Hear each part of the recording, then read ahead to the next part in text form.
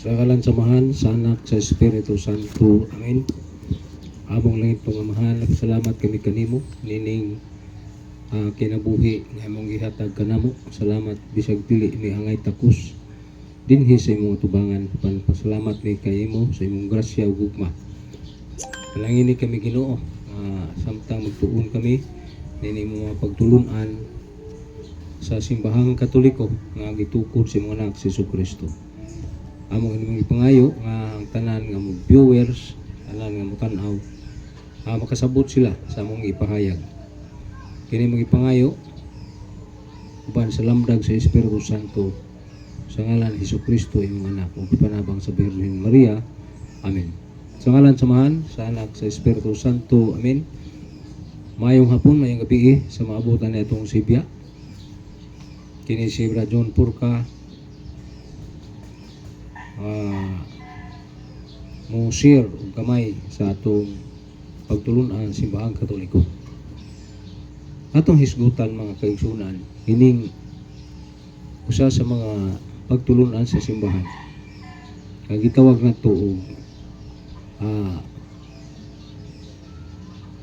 figure of speech, kaya gitawag hermeneutics kung abag sa pagtuon sa Biblia. Ang Santa Iglesia nagtudlo niini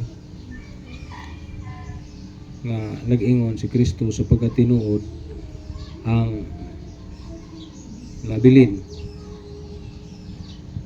kabilin sa Ginoo dili masayop, nga iyang ibinlan siya sa pagtuon nato sa Biblia nga mao ang Santa Iglesia Katolika. Sanglit siya mao ang sukaranan sa Espiritu Santo o sa pinagi sa iyang mga panudlo. Ang Dios nagapiyal sa iyang kinaadman sa tuyo sa iyang mga pangulo. Ang Dios nagpiyal sa iyang katawhan aron ipaila ngadto sa panon pinagi sa iyang iglesia o Katolika nga nagka lain-lain nga kinaadman sa Dios. Mabasa na to sa Episo 3 versikulo 10 mga kaigsunan. Adunay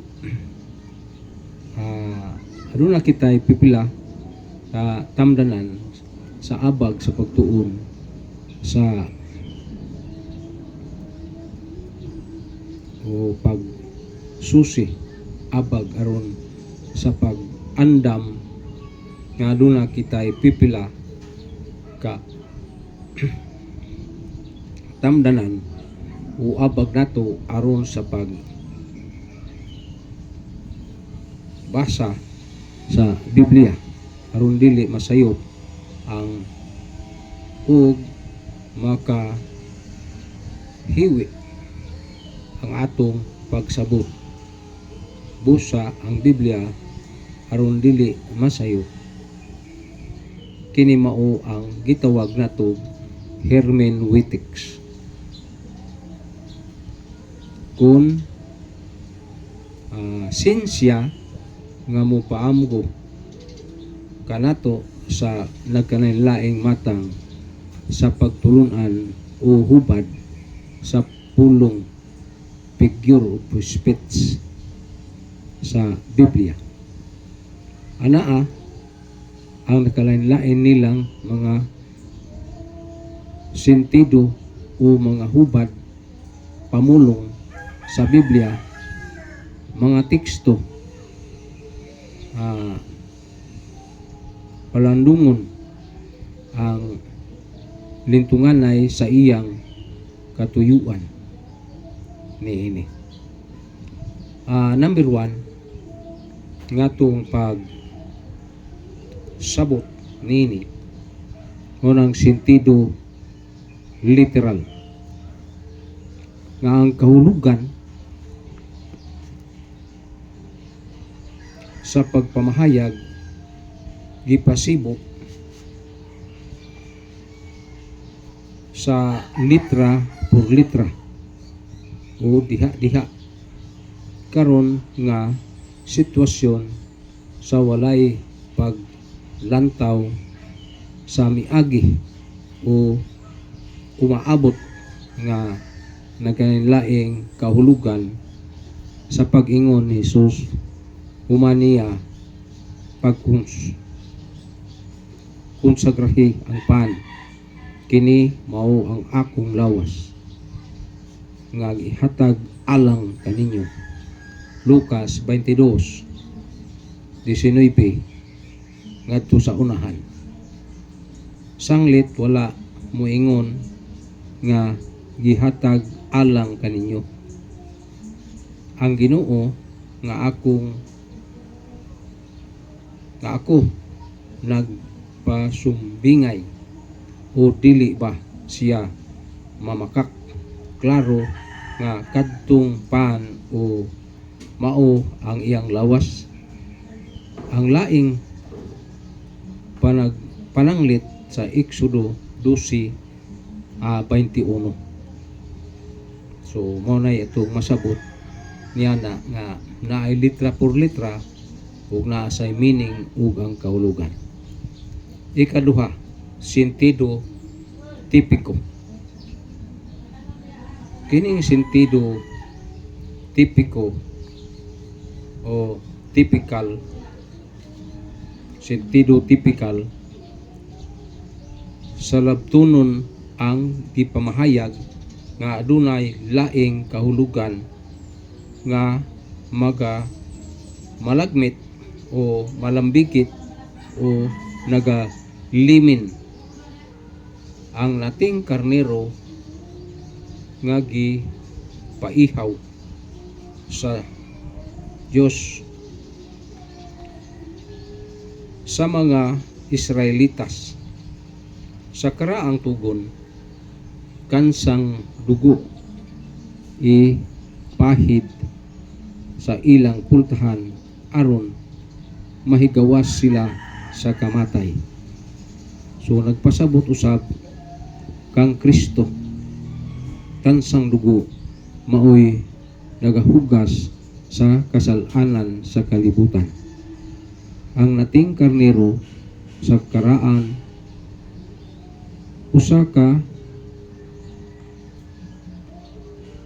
type kung hulad sa uma sa matuod nga walay buling nga sakripisyo ya sa Exodo 12:21 o 23 mga kaigsunan.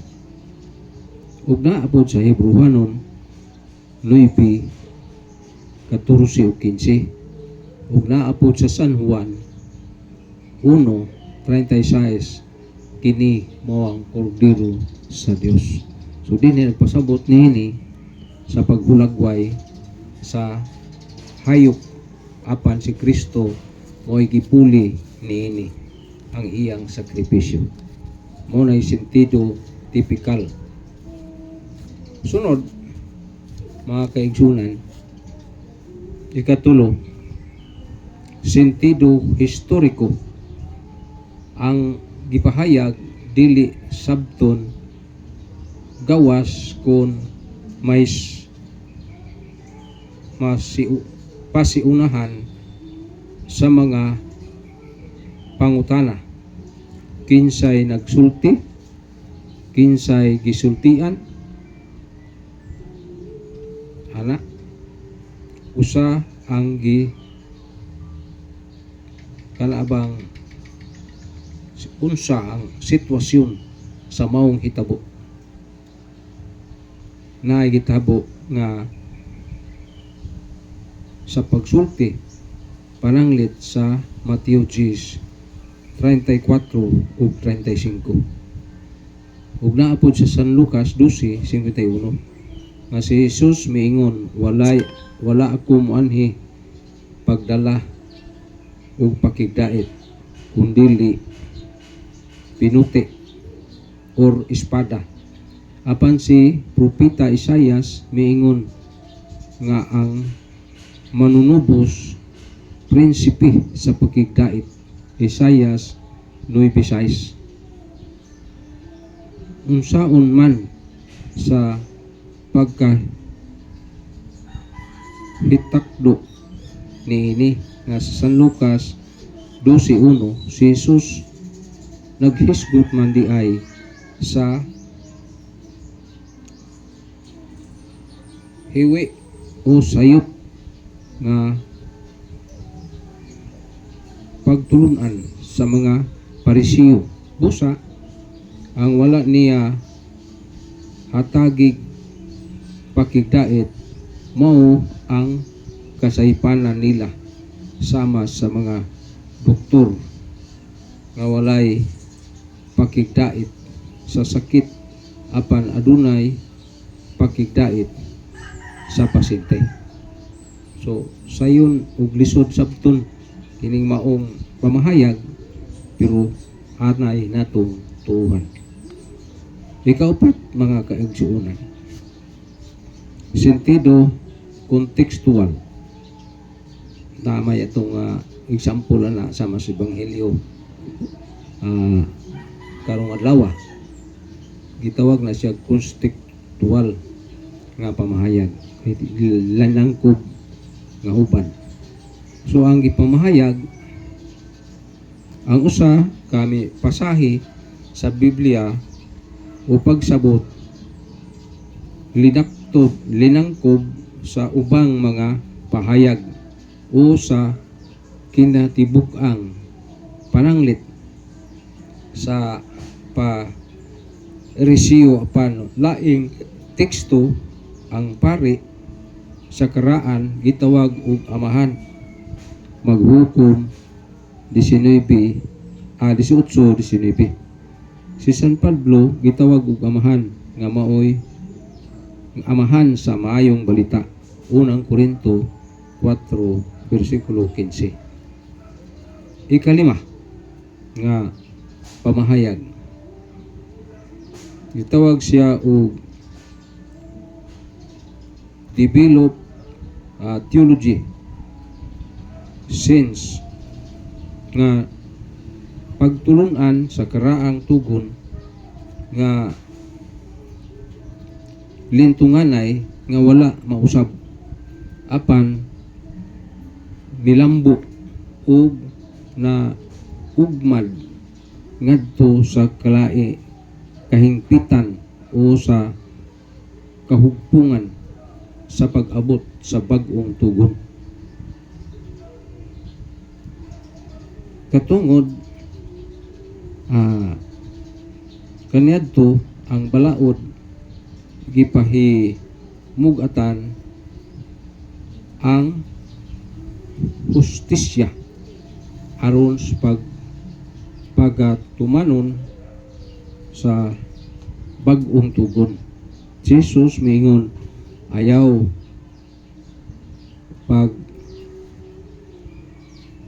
tabuk sa dautan o ayaw pagbuhat og dautan, ayaw pagpatok og dautan.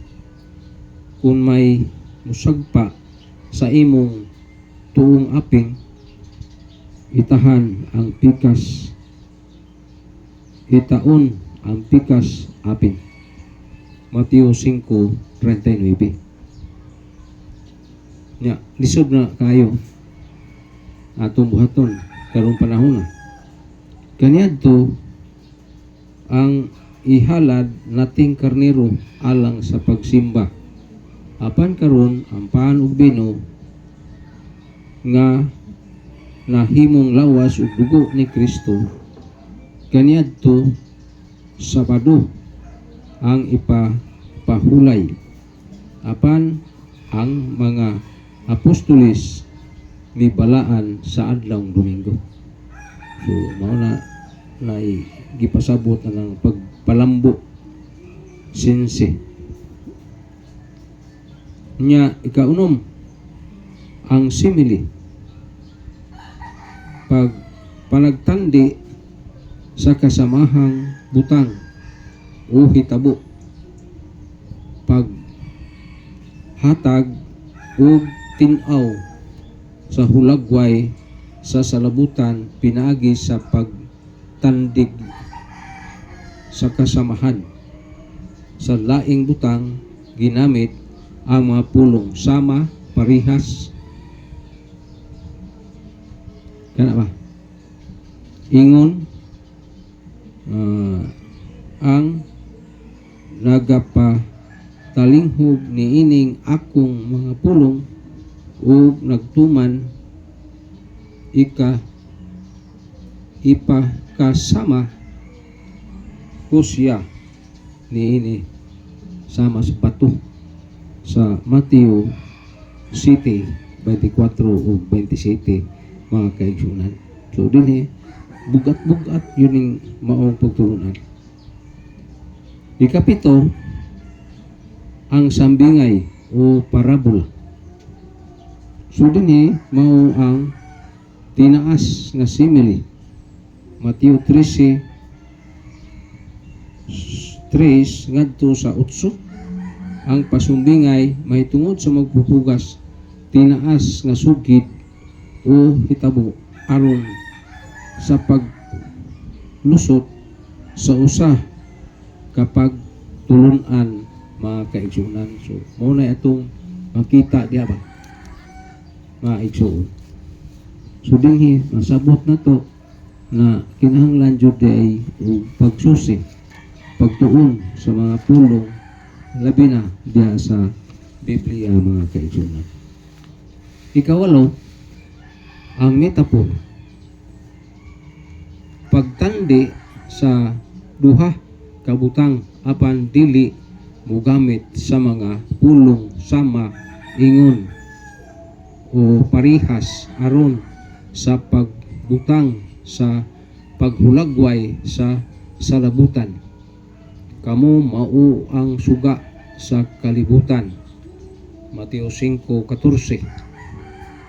Ug ang suga muiwag sa kangitngit ug ang Kristohanon nagaiwag sa kaburong sa mga tao. So mao na gipasabot magkaigsuuna no. Ikasiyam, allegory, ang tinaas nga metaphor. Mabasa sa Isaiah 5:1-8. Dinhi masabot nimo ang saysay mahitungod ni ana. Ika na po ang metonymy. Kaning metonymy usa ka dako nga sambingay labi na sa Sabado Santo nga ato maklaro nga moingon si ang pare kini ang krus ni Kristo kantahon pag yun. So kana ang metonymy usa kini ka ulad pamulong nga ranggo ug ang ranggo titulo kahimtang katungdanan puloy-anan nga gigamit sa pagpahayag nga mao ang nanag-iya sa maong nahisgutan sa unahan sama sa pag nga gamiton ang ilang balay guba kining templo kaysa ikatulo ka adlaw ako kining pabangunon. San Juan 2:19. Si Jesus nagpasabot nga ang iyang lawas nga patyon ugunya sa ikatulo ka adlaw iyang banhawon. So dinhi nagpasabot ni sa dako-dako ug bugat nga pagpahayag mahitungod niini.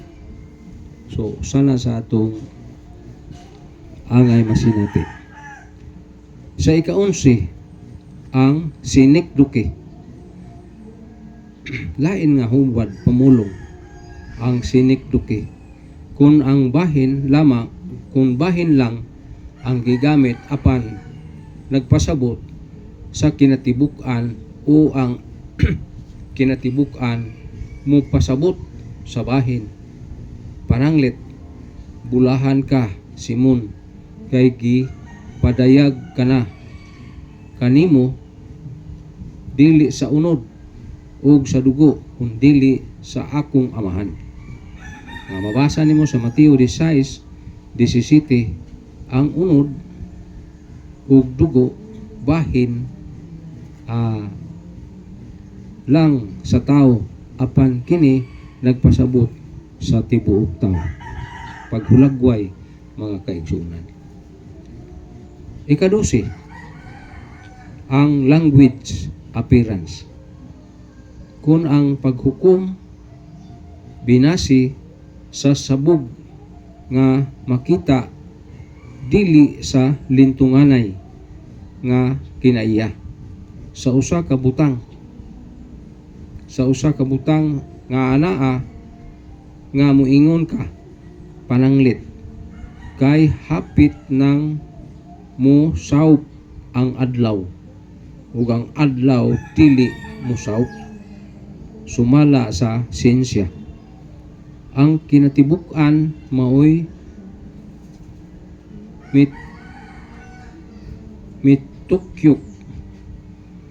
mituyok ang kalibutan. Kini mao ang hinungdan sa gabi o sa adlaw. Busa sa Josue 10:13, wala kini sa Josue 10, wala kini ipasabot sa detalyado o sa scientifico o kahibulungan kundili sa sabog nga pulong. Ika-13 mga kaigsunan, hyperbole. Ang hyperbole nagbilad o expound sa ideya sa pulong tinukmod sa pagbati sa walay pagyatak sa kamatuoran sama sa litanyang sa alang sa mahal nga Birhen Maria. Bituon ka sa dagat, turi ka ni karing, etc. etc. Sama usab kini sa mga pulong ni Juan, bahin sa San Juan 20 versikulo San Juan 21:25. Sama na hyperbole, taas kaayo, gitawag sa eagle kay taas ug habog ang lupad. Sunod, ika-14, dinhi nagpasabot og metaphor meiosis. So ang meiosis, ang paghiktin o paglambo o pagmulo sa pamahayag aron pagmubo, kana bang mubo nga pahayag aron pagpahimug-at sa naglinain nga kahulugan sama kini sa giingon love and do everything. Kung may gugma ka kanako, makahimo kag bisan unsa. Wala kini nagpasabot nga makahimog bisan unsa lakip ang sala. Kay ang matuod nga gugma dili man mohimog sala. Gipa kamatarong ka sa pagtuo dili sa buhat. sa kasuguan. Buhat kasuguan kay kining gikinahanglan gihapon ang sugo. Mabasa nimo sa Roma Kapitulo 3 versikulo 31. Kini nagpasabot nga ang may pagtuo magabuhat bisan sa wa pay sugo, bisag wala pay musugo kaniya. Agda na sa gugma mga kaigsunan. So ika 15 mga kaigsunan, anthropomorphism, ang pagbati sa tawhanon magsusulat mga kaigsunan. Dinhi tuning masabot nga iyang gipahid nga ingon nga iya sa Dios nakapabasol sa Ginoo nga gibuhat niya ang tao ug nasubo siya.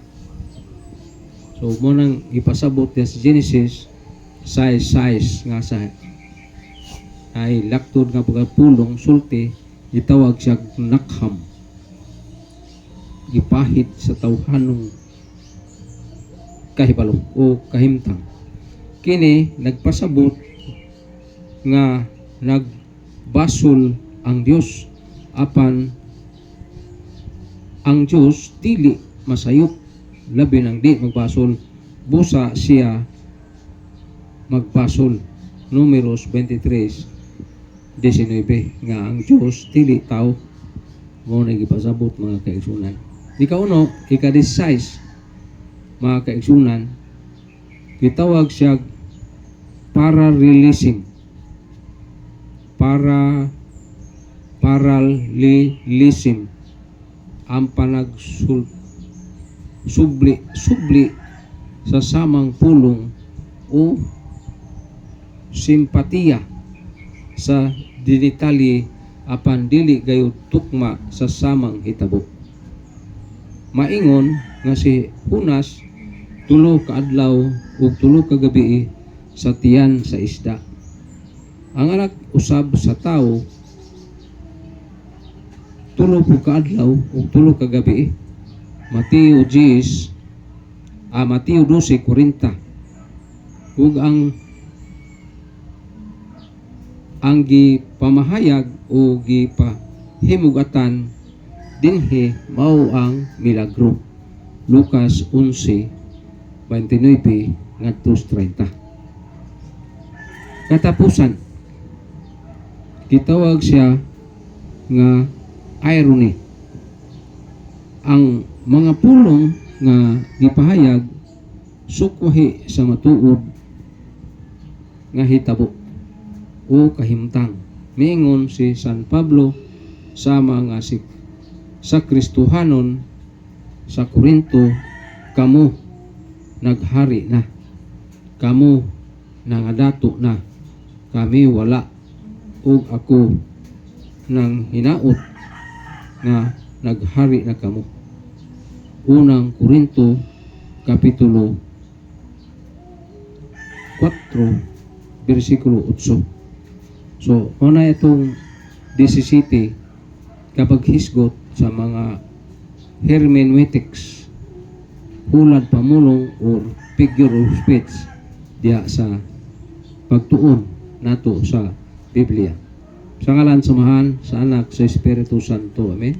Among Amahan nga langit nun, balaan ang imong ngalan. Salamat sa imong kaayo, sa imong mga pulong, labi na dinhi aning social media nga mutanaw unya mo share or mo subscribe niani nya mo follow. Kini tanan amahan amo kining gipangayo nimo ang imong panalangin. Amen. Sa ngalan samahan sa Anak sa Espiritu Santo. Again, amen ug amen. Daghang salamat sa inyong pagsunod nini ato ang live ug atong YouTube channel Holy Por Official. Hangtod sa sunod pohon nining atong panagtakbo ug panagambitay sa mensahe ug pulong sa Dios. Brad John Purka.